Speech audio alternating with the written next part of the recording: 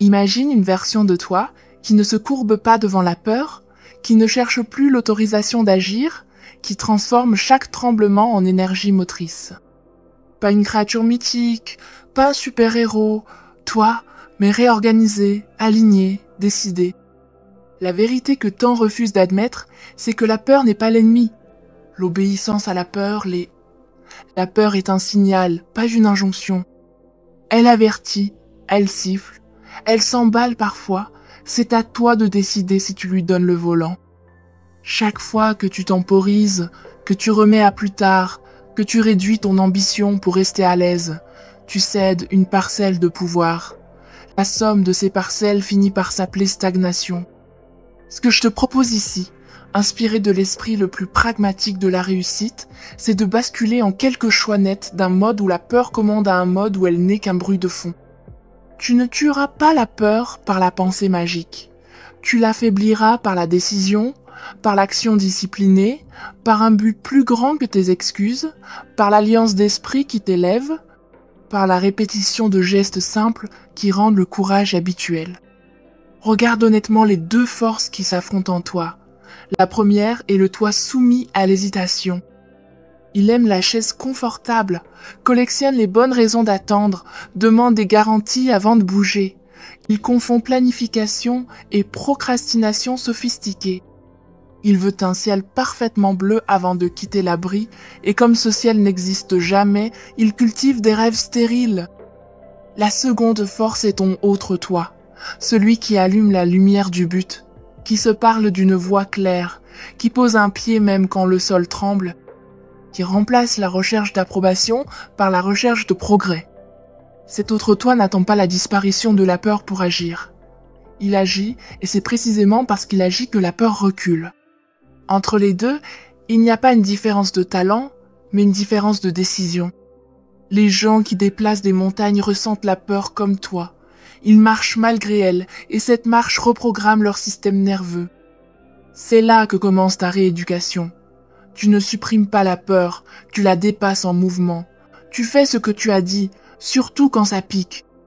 Tu choisis une ligne d'action, tu t'y tiens assez longtemps pour qu'elle porte. Tout commence par le but majeur. Pas un souhait brumeux, pas un « on verra » enrobé d'inspiration, mais une déclaration nette.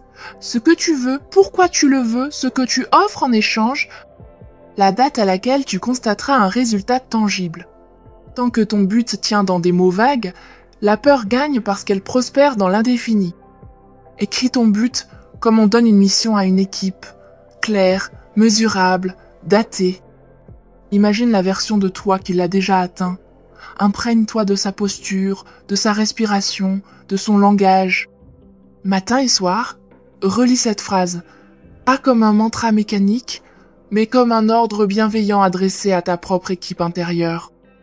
C'est l'autosuggestion efficace, pas des phrases pour se flatter, des phrases qui assignent du travail à l'esprit.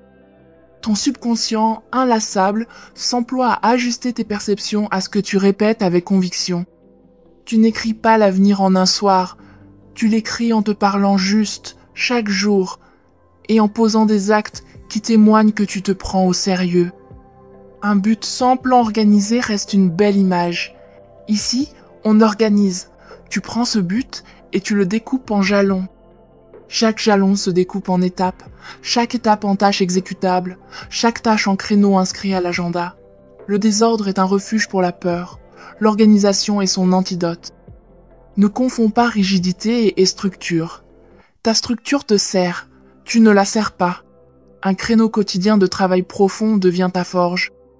Téléphone en mode avion, onglet fermé, objectif simple et ambitieux à la fois, produire un livrable qui fait avancer. Pas de perfectionnisme, pas d'excuses. Un brouillon vaut mieux que rien, un email envoyé vaut mieux qu'une intention, un appel passé vaut mieux qu'un numéro sauvegardé. Le monde récompense ceux qui passent de l'idée au concret, pas ceux qui polissent infiniment le brouillon de leur vie. Tu ne vaincras pas la peur à coups de monologue héroïque, tu la vaincras par la décision répétée. Décide vite avec les informations disponibles, corrige lentement, ajuste avec les faits. Ceux qui échouent chroniquement décident lentement et changent rapidement au moindre frisson. Ceux qui réussissent décident rapidement et tiennent assez longtemps pour que le monde réponde. Cela ne veut pas dire t'obstiner à l'aveugle. Cela veut dire cesser de laisser l'humeur du jour dicter ton cap. Choisis ce que tu fais cette semaine. Choisis ce que tu ne fais plus. Décide ton prix, ton offre, ton canal prioritaire et adopte la discipline des boucles fermées. Toute boucle ouverte se ferme. Si tu dis « je t'envoie ça », tu l'envoies. Si tu dis « on se parle mardi », tu envoies l'invitation. Si tu promets, tu livres. La décision est un muscle. Chaque micro-décision renforcée te rend plus fort pour la suivante. La persévérance est la sœur indispensable de la décision. Elle n'est pas un entêtement aveugle, c'est la fidélité intelligente à un plan ajusté par le réel. Attends-toi au plateau, une période où tu sèmes sans récolter. La majorité renonce ici parce qu'elle confond silence et mort, alors que c'est la phase d'enracinement. Le plateau n'est pas un verdict, c'est une transition. Tu le traverses en mesurant le processus autant que le résultat. Quand les actions semées, heures de création, email envoyé, appel réalisé, version testée. Quand la peur souffle, rien ne bouge. Tu réponds avec des lignes noires sur un tableau. Si je bouge. La persévérance est un pacte. Je tiens jusqu'à ce que le système réponde. Et quand il répond, j'apprends et je renforce. Tu gagneras du temps en te rappelant que tu ne peux pas tout faire seul. Forme une alliance de 2 ou 3 personnes déterminées, droites, complémentaires. Ce n'est pas un club pour se plaindre. C'est un atelier d'exigence. On s'y retrouve une fois par semaine, 15 à 30 minutes. Chacun montre une preuve, pas une excuse. On identifie un obstacle, on formule un prochain pas concret, on s'engage. Cette alliance est un accélérateur parce qu'elle rend la fuite difficile et le progrès visible. Ton environnement te façonne plus que tu ne crois. Si tu manques d'alliés, commence par être l'allié dont tu aurais besoin. Ponctuel, direct, de bonne foi, précis. Tu devras aussi apprivoiser l'ennemi le plus subtil, la pensée diffuse. La peur adore les phrases floues, les scénarios catastrophes, les si infinis. Oppose-lui la pensée exacte. Quand une inquiétude surgit, demande-toi « Qu'est-ce que je sais objectivement ? Qu'est-ce qui n'est qu'interprétation ? Quelle hypothèse puis-je tester dans les 24 heures ?» La pensée exacte ne supprime pas l'émotion, elle lui donne une forme gérable, elle transforme la montagne en marche, elle t'évite de prendre une fausse position sur des rumeurs.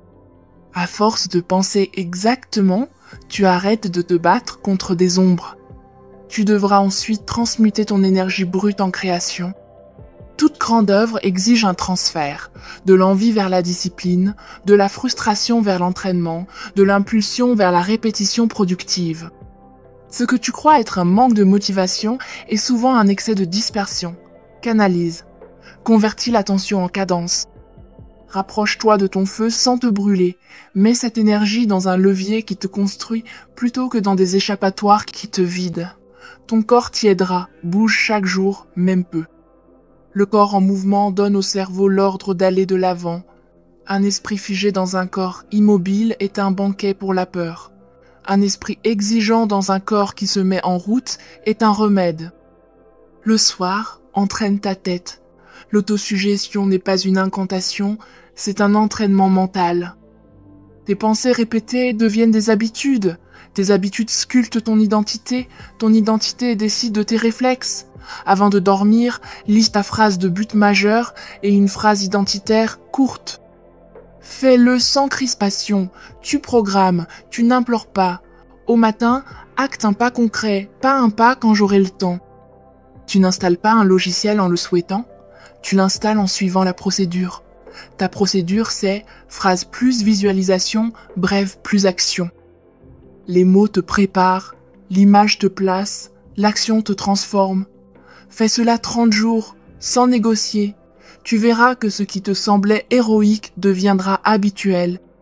Tu adopteras aussi des rituels qui étranglent la peur avant qu'elle parle. Commence par gagner une bataille simple dès le réveil.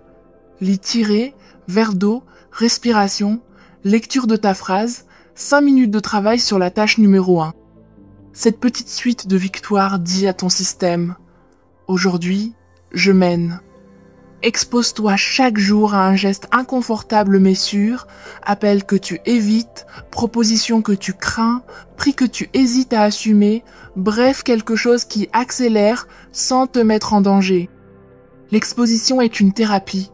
Ce que tu affrontes devient supportable. Ce que tu fuis devient monstrueux. Planifie ces expositions, note-les, récapitule le soir. La trace écrite est ta mémoire contre les fables de la peur. Tu auras des refus. Tu traverseras des moments où rien ne répond. Tu entendras des critiques parfois justes, parfois injustes. Parfait. Chaque refus nettoie le pipeline. Chaque critique utile affine ton offre. Chaque critique injuste t'entraîne à rester droit. La peur joue sur l'ego. Toi, travaille la mission. Tu ne convaincras pas tout le monde. Tu dois convaincre les bons. Tu ne gagneras pas chaque jour. Tu dois gagner la semaine, puis le mois. Tu n'as pas besoin d'un miracle. Tu as besoin d'un système qui, répété, rend le résultat probable. Tu ne seras pas prêt. La peur te vendra l'illusion d'un moment parfait. Il n'existe pas. Tu seras prêt en faisant. On devient confiant en agissant, pas en attendant l'envie. La motivation est une étincelle. La discipline est le feu qui chauffe la maison. Installe des déclencheurs. Quand l'alarme sonne, je me lève. Quand je m'assois, j'ouvre le document. Quand j'envoie un message, je propose un créneau. Quand je finis un bloc de travail, je note la prochaine action. En supprimant la négociation, tu supprimes la moitié de la peur. La discipline, c'est décider une fois et exécuter 1000 fois. Il faut parler enfin du service. Tu veux une vie solide ? Remplace la quête d'être validé par la quête d'être utile. Qui aides-tu ? Comment prouves-tu que tu l'as aidé ? Quelle promesse sors-tu de l'abstrait pour la rendre mesurable ? La gloire passagère excite l'ego. La contribution durable nourrit la paix. Quand tu construis autour d'un service clair, tu respires mieux. Tu sais pourquoi tu te lèves, à qui tu parles, ce que tu proposes, comment t'améliorer. Le monde n'a pas besoin d'un héros de plus. Il a besoin de professionnels fiables, soit l'un d'eux. Voilà comment tout s'assemble dans ton quotidien. Le matin, tu gagnes une petite bataille, tu lis ta phrase, tu visualises 30 secondes ta scène d'arrivée, tu lances le premier bloc de travail profond sans distraction. Avant midi, tu poses l'action qui te terrifiait un peu. L'après-midi, tu protèges un deuxième bloc pour la production ou la prospection. Tu refuses 2 micro-distractions pour une macro-cohérence. Tu notes ce qui est avancé, tu programmes le lendemain avec une tâche pivot. En fin de journée, tu écris 3 lignes, progrès, obstacle, prochain pas. Une fois par semaine, tu rencontres ton alliance d'esprit, tu montres des preuves, tu fais ajuster ton plan. 2 fois par jour, tu te parles bien, tu alimentes l'esprit d'ordre simple qui t'élève. Ce rythme crée une réputation intérieure. Tu commences à te faire confiance, et cette confiance se voit. Les autres te traitent selon l'idée que tu as de toi. Change l'idée, change le traitement. La peur ne disparaîtra pas. Elle changera de rôle, elle deviendra un repère. Quand elle se manifeste, au lieu de t'arrêter, tu te pencheras en avant. Voilà un territoire où grandir.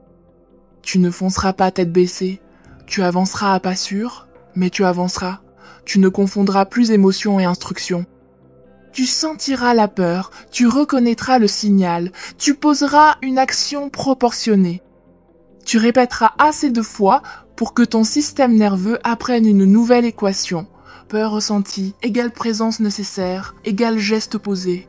Un jour, tu te surprendras à faire calmement ce qui te paralysait. Ce jour-là, l'ancien toi sera mort au champ d'honneur, et l'autre toi régnera sans effort théâtral, juste avec une dignité tranquille. Maintenant, engage-toi en public. Écris en commentaire l'affirmation suivante, simple et spécifique, pour ton propre bien, et garde-la visible toute la semaine. J'agis avant d'être prêt. Chaque matin à 7 heures. Je consacre 45 minutes à mon but majeur. Je prends une décision difficile et je la termine avant 18.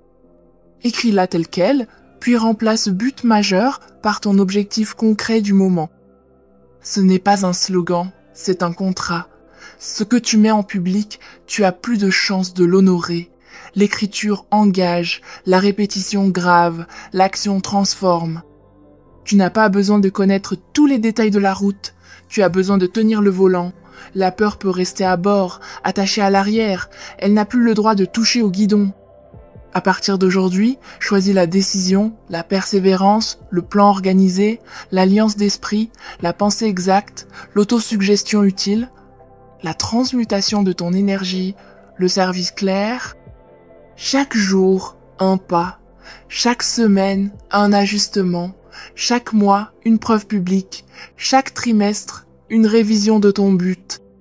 Au bout d'un an, on dira que tu as eu de la chance. Toi, tu sauras que tu as cessé d'obéir à la peur et que tu as commencé à obéir à ta mission. Si ce message t'aide, abonne-toi maintenant.